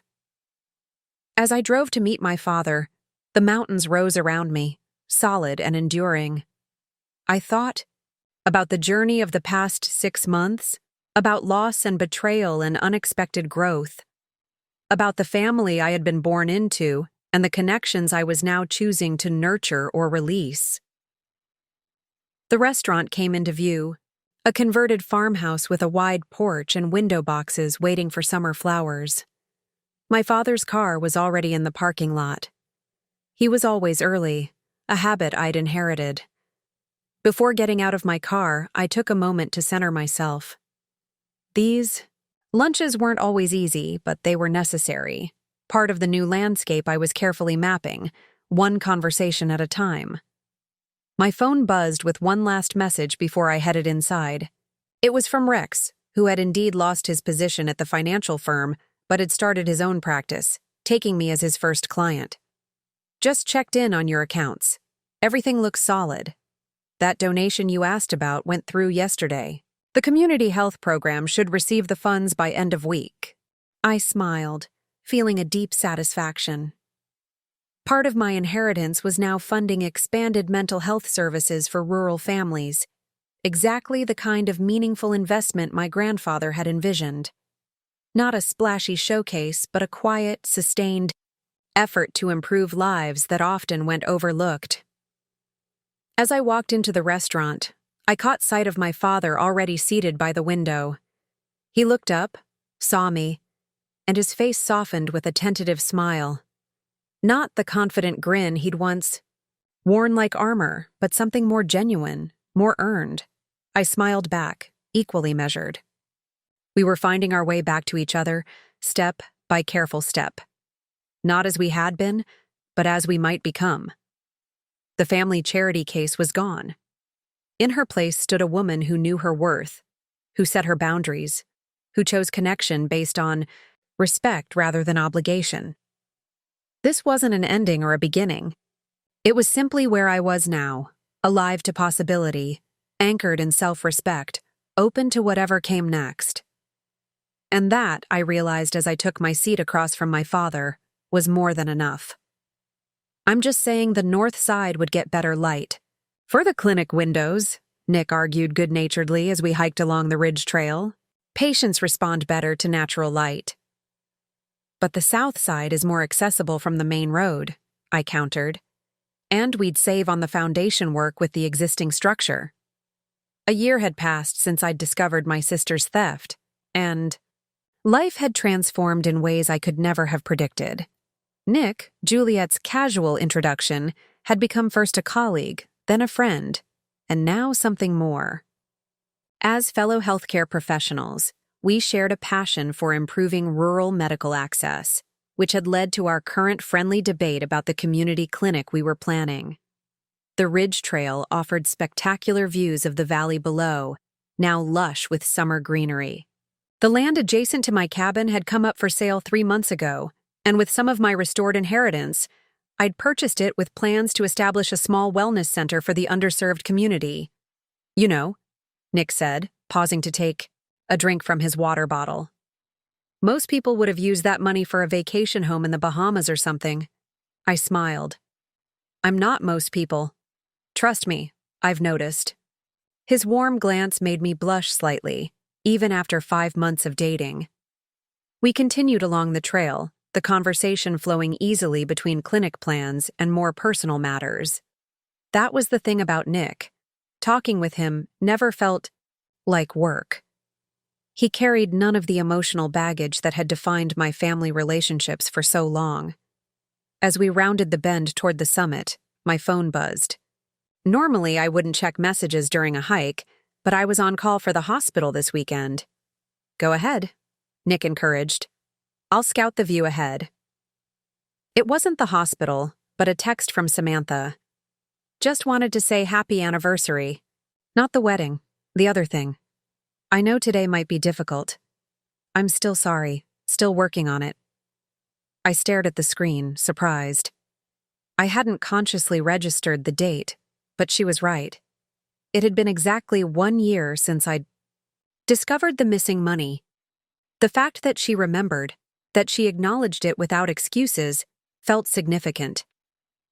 Our relationship had evolved into something I would describe as cautiously cordial. We weren't close, might never be. But the open hostility had given way to something resembling mutual respect. Her therapy seemed to be helping. She'd developed self-awareness I'd never seen in her before. Everything okay? Nick asked, returning. To my side, yeah, I said, showing him the text. Just unexpected. He knew the whole story.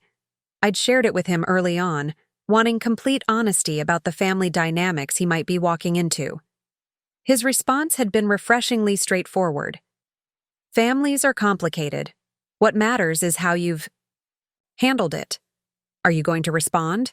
He asked now. I considered it, then typed, thanks for remembering. I'm actually doing great today. Hiking with Nick, planning the clinic. Life works out in unexpected ways. Simple, honest, neither coldly dismissive nor falsely warm. A reflection of where we stood. As we reached the summit, I turned off my phone and tucked it away. The panorama before us was breathtaking, mountains rolling toward the horizon, the small town nestled in the valley, my cabin and the future clinic site visible as tiny specks in the distance. Worth the climb? Nick asked, slipping his arm around my waist. Definitely. We sat on a flat rock, sharing trail mix and the comfortable silence of people who don't need to fill every moment with words. After a while, Nick said, Your grandfather would be proud, you know. Not just of the clinic, but of how you've handled everything. I think so too, I said quietly. He always told me that real strength isn't about never falling. It's about how you get back up. In the years since discovering Samantha's betrayal, I'd fallen, gotten back up, and built something new. The initial shock and pain had evolved into unexpected growth. I'd left behind a life built around accommodating others' needs and created one centered on my own values and strengths. My family was still part of that life, but on entirely new terms. Dad and I had reached a tentative peace, our monthly lunches, now supplemented by occasional collaborative projects for the clinic. Mom was still Mom, but I'd learned to set firmer boundaries while still showing care. Samantha and I maintained a careful distance that worked for both of us. But what surprised me most was how much life I'd built beyond my family. Meaningful work, the clinic project, friendships that nurtured rather than drained me. And now Nick, with his steady presence and genuine partnership. Penny for your thoughts? He asked as we gathered our things to head back down. Just reflecting on how sometimes the worst things lead to the best changes. I shouldered my backpack. A year ago, I would never have imagined being here, doing this, with you. Regrets? I looked out once more at the vast landscape, then back to him. Not a single one. As we started down the trail, I felt a deep sense of contentment. The woman, who had once been dismissed as the family charity case, had found something far more valuable than money, the courage to create a life truly her own. The ribbon-cutting ceremony for the Stuart Wilson Community Wellness Center was scheduled for 10 a.m. on a perfect September morning. Standing in what would soon be the reception area, surrounded by freshly painted walls and new equipment, I felt a mixture of pride and nervous anticipation. 2 years had passed since that fateful discovery of my missing inheritance. In that time, the small seed of an idea had blossomed into this. A fully equipped clinic that would serve the rural communities surrounding the Berkshires, providing both physical and mental health services on a sliding fee scale. The photographers, "Here!" Nick called from the entrance. And there's already a small crowd gathering. I smoothed down my dress, professional but comfortable, chosen with care for this milestone. Is my family here yet?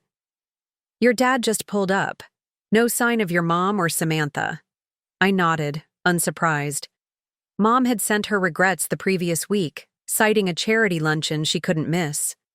Samantha had simply said she'd try to make it, which I'd learned to interpret as probably not.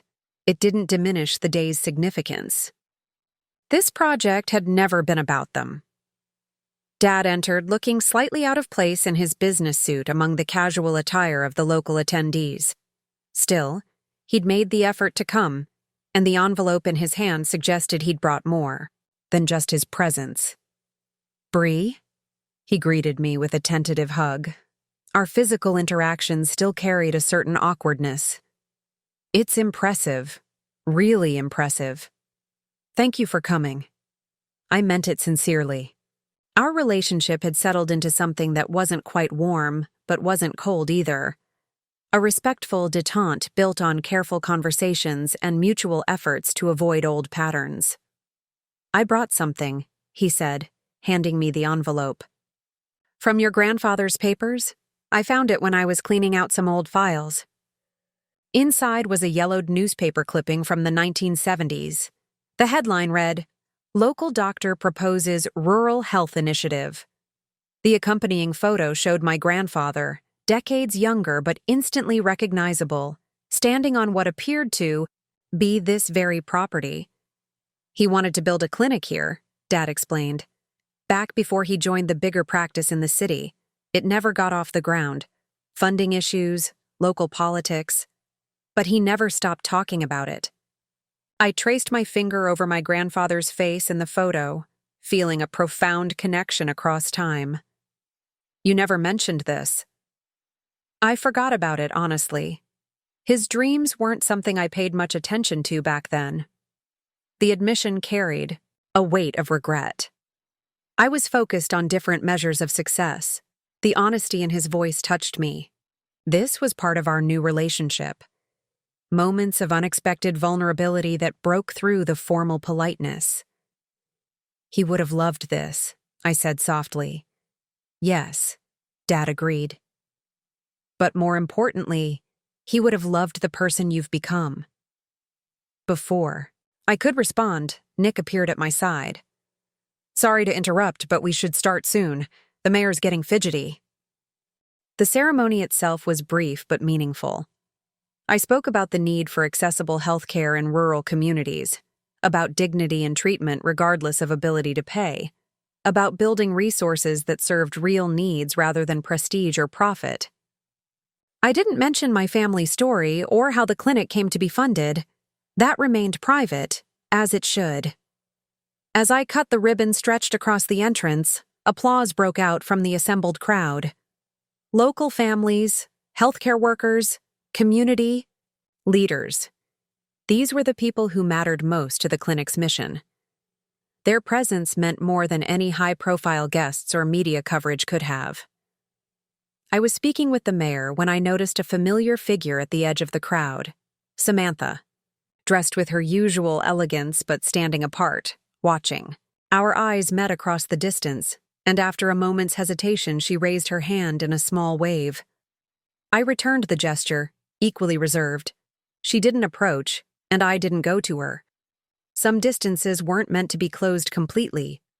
But her presence itself was an acknowledgement, a recognition of the significance of this day. For now, that was enough. The reception continued inside, visitors touring the facilities while enjoying refreshments provided by local businesses. I was discussing staffing needs with a potential volunteer when Nick appeared at my side again.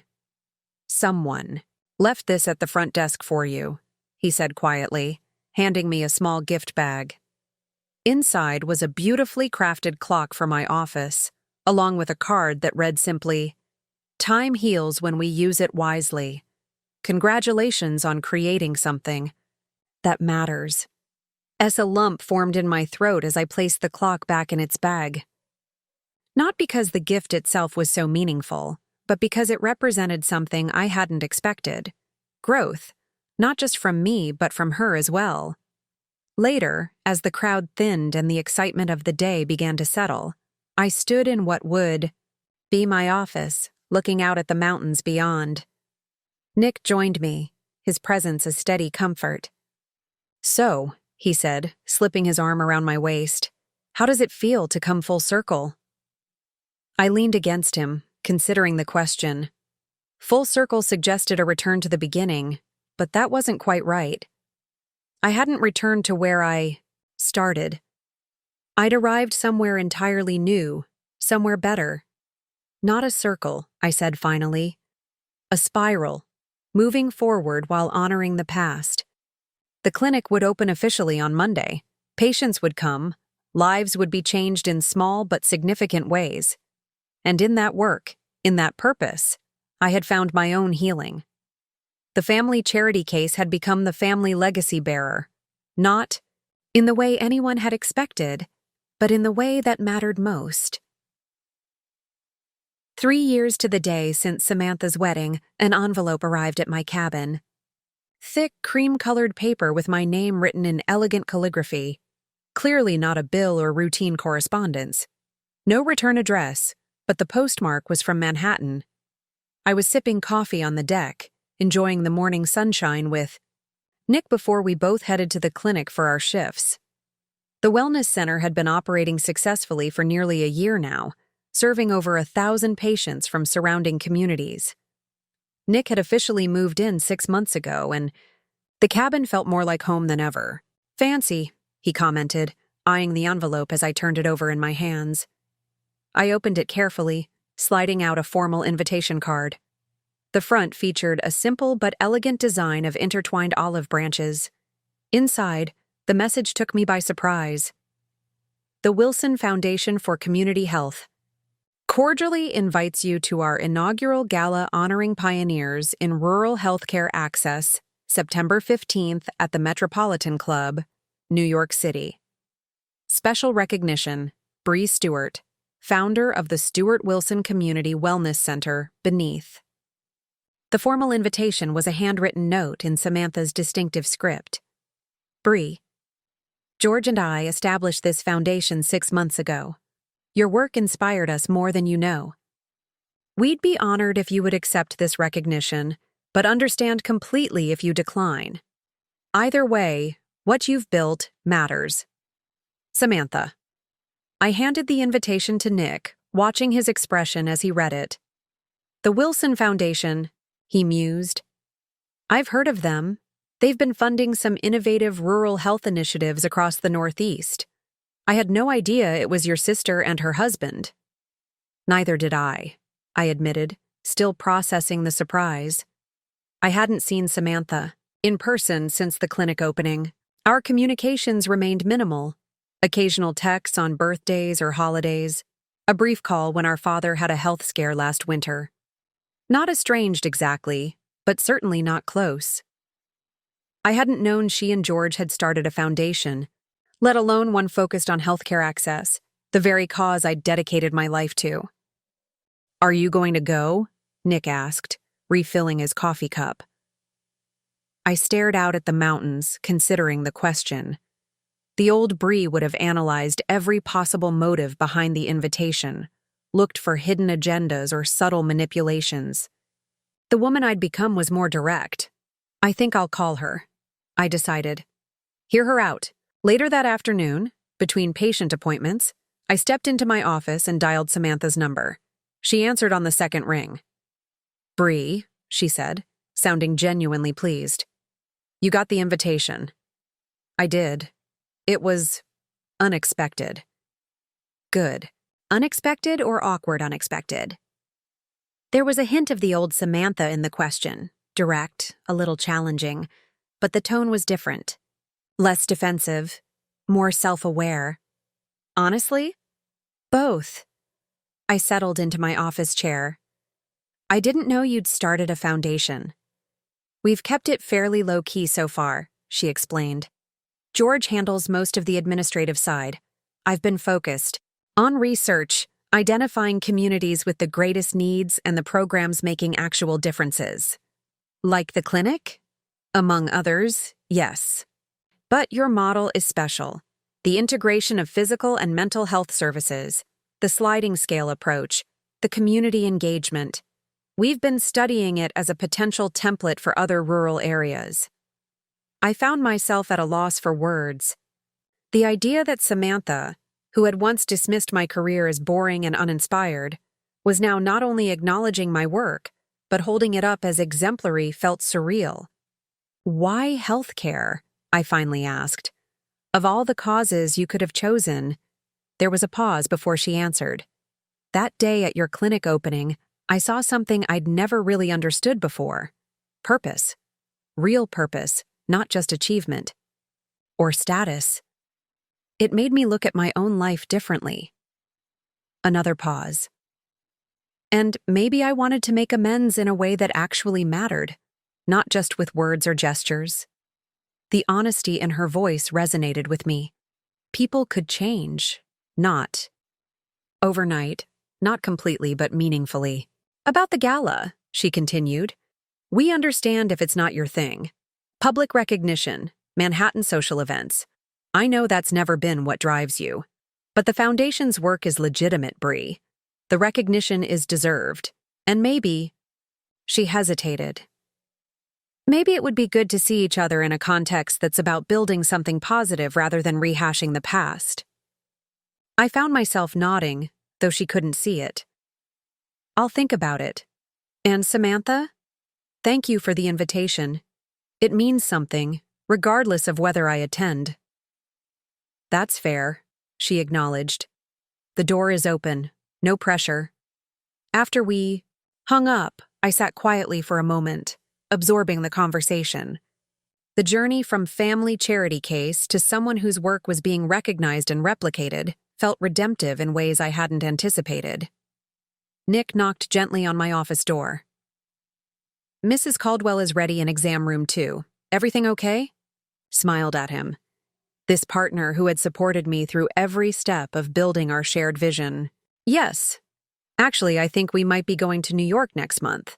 How do you feel about black tie events? His eyebrows raised in surprise, but he smiled back. If you're there, I'm in. As I rose to see my next patient, I felt a sense of completion. That had nothing to do with forgetting the past and everything to do with transcending it.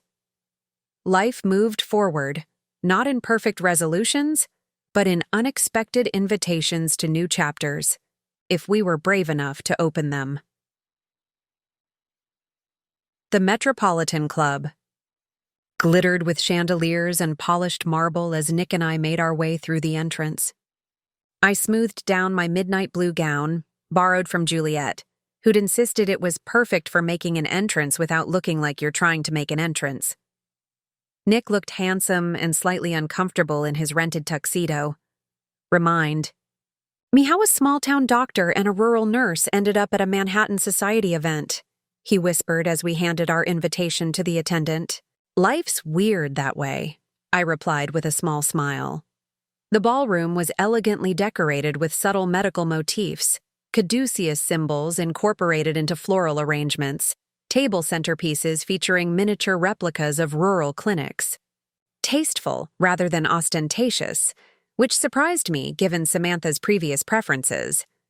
We were examining the silent auction items, all proceeds benefiting healthcare initiatives in underserved communities, when I heard my name. Bree, you came. My father approached, looking distinguished in his tuxedo. Next to him stood my mother, elegant in a conservative black dress. We weren't sure you would, Mom added, giving me a brief hug that felt less awkward than our embraces. Usually did. Honestly, I wasn't sure either, I admitted, but the Foundation's work is impressive. It is, Dad agreed. Samantha has surprised all of us, I think. There was a genuine note of pride in his voice, not the performative approval he'd always showered on Samantha's superficial achievements, but something deeper, more authentic. It struck me that perhaps I wasn't the only one who had grown in the years since our family fracture. Have you seen her yet? Mom asked. Not yet. We just arrived. She's been asking the staff every 5 minutes if you were here, Dad said with a small smile. She's more nervous about this than her own wedding. Before I could respond, the crowd parted slightly, and there was Samantha, walking toward us with George beside her. She wore a simple but elegant emerald gown, her hair pulled back in a sleek knot. What struck me most was her expression, not the practiced social smile I'd grown up with, but something more tentative, almost vulnerable. "You made it," she said when she reached us, her voice carefully neutral. "The clinic's work is worth supporting," I replied, equally measured. We regarded each other for a moment, these new versions of ourselves still finding our footing. "Thank you for coming," she said finally. "It means a lot." The sincerity in her voice broke through something in me. The Foundation's focus on rural healthcare. It's meaningful work, Samantha. I'm genuinely impressed. Her face softened. "Would you like to see what we've been doing? We have a display set up near the stage." Nick squeezed my hand encouragingly. "I'll grab us some drinks. Take your time." As Samantha led me through the crowd, several people stopped us to introduce themselves. Healthcare executives, philanthropists, even a state senator. She handled each interaction with grace but kept the conversations brief. "They all want to meet you," she explained as we continued walking. "Your clinic model has generated quite a buzz in healthcare circles." The display was comprehensive. Maps, showing healthcare deserts across rural America, statistics on access disparities, and photos of successful initiatives the Foundation had supported.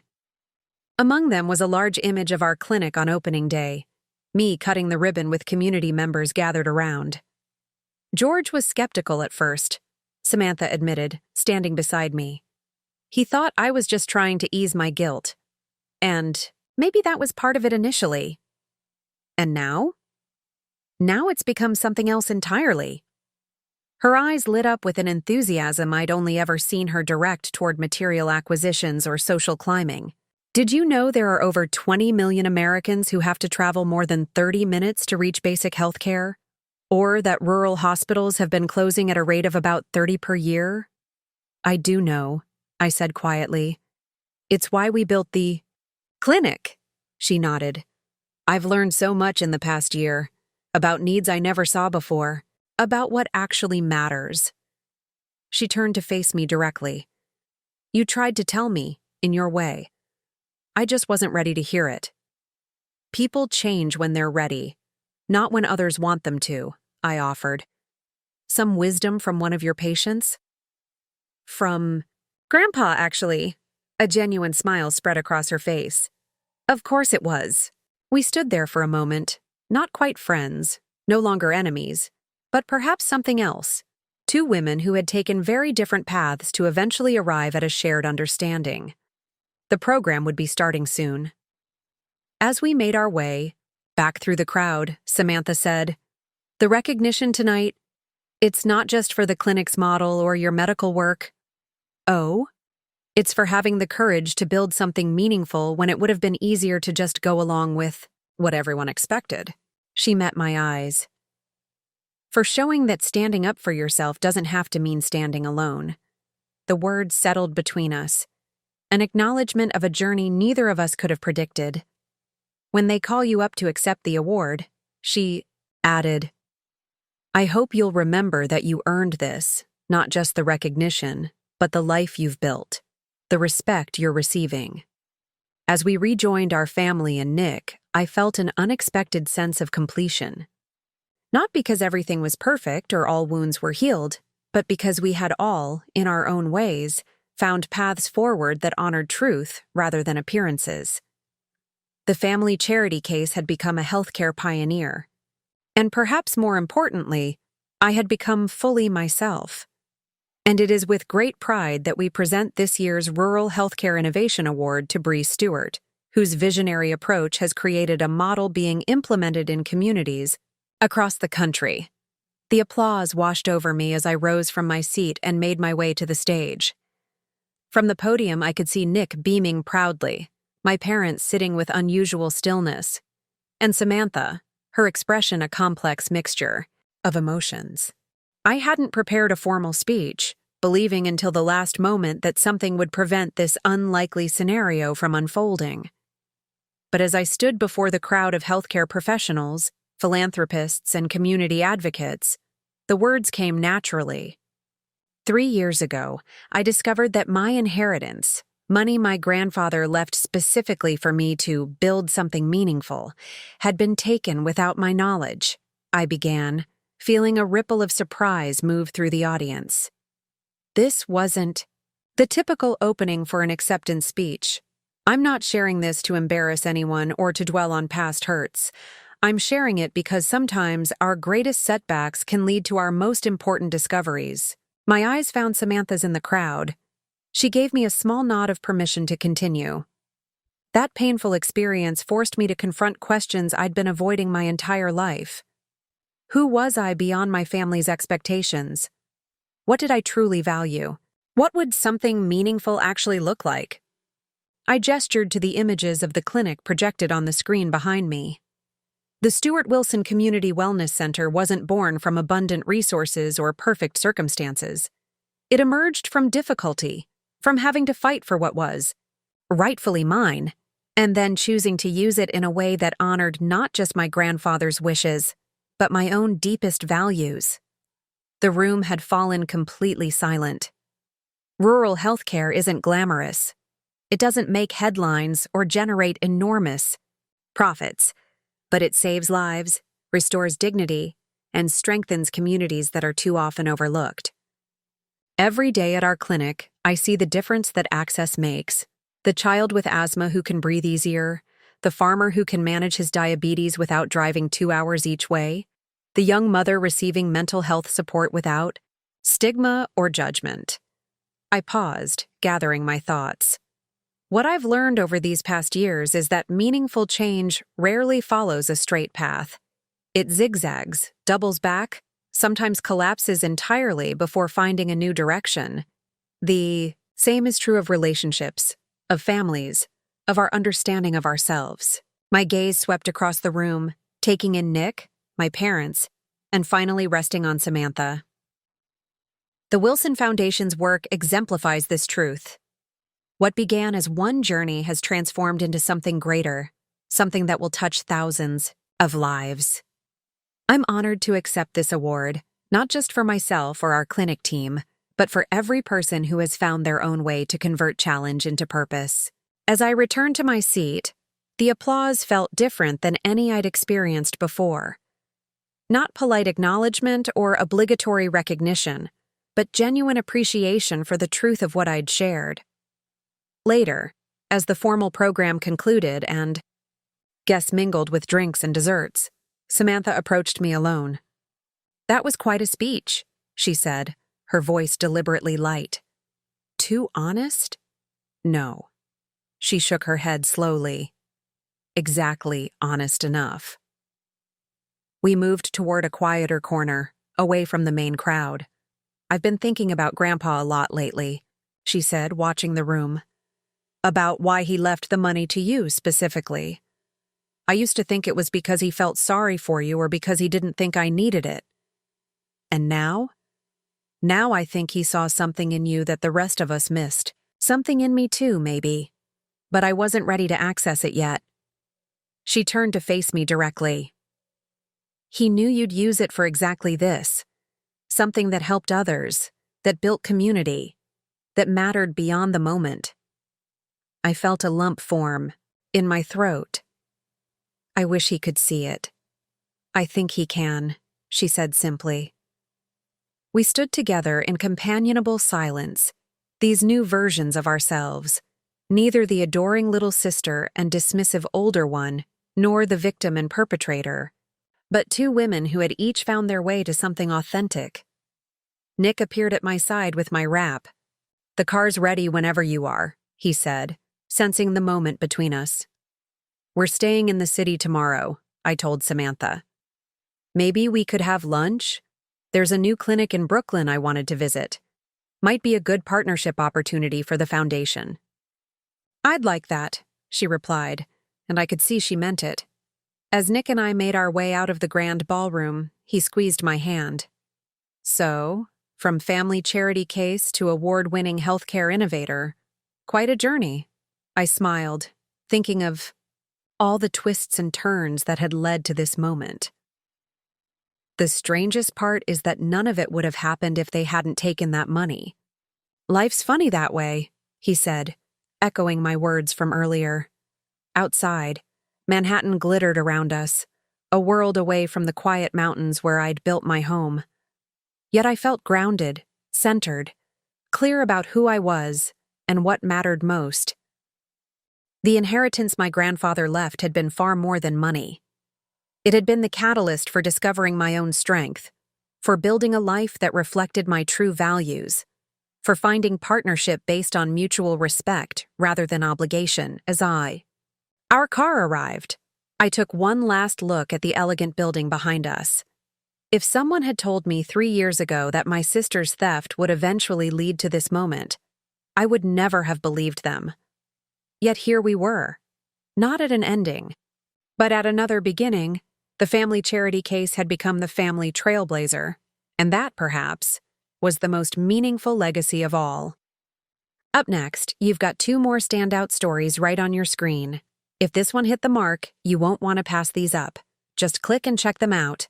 And don't forget to subscribe and turn on the notification bell so you don't miss any upload from us.